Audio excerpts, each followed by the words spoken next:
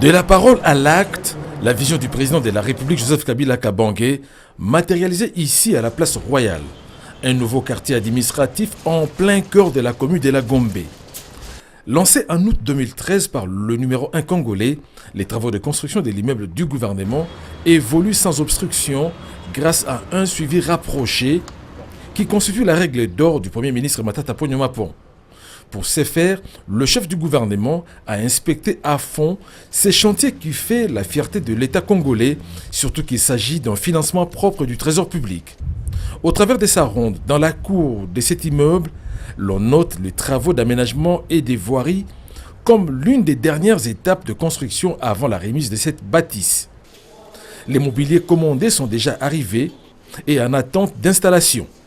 Matata Ponyo a apprécié leur qualité qui répond aux standards internationaux. Tous les travaux de finition sont à terme dans les 8 niveaux de l'immeuble du gouvernement. De la pose des portes au carrelage, en passant par l'électricité et la climatisation, tout est au point.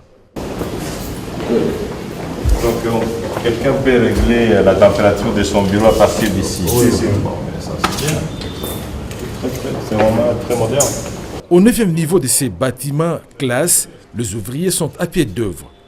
Ils mettent la dernière main sur la construction de la salle de conseil de ministres et de banquets. Au total, ces chefs-d'œuvre comprennent 16 salles de réunion, un restaurant, une cuisine et une banque. Rappelons que le sous-sol de l'immeuble a également été inspecté ce dimanche par le Premier ministre Matata Ponyo Mapon.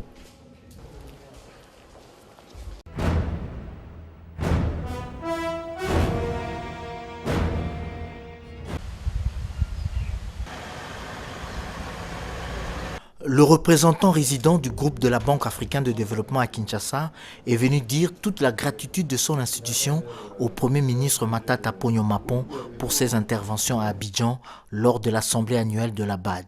Le chef du gouvernement congolais a à l'occasion partagé avec d'éminentes personnalités représentant les pays africains l'exemple congolais en matière économique qui depuis fait école dans le continent. Sylvain Maliko l'a rappelé.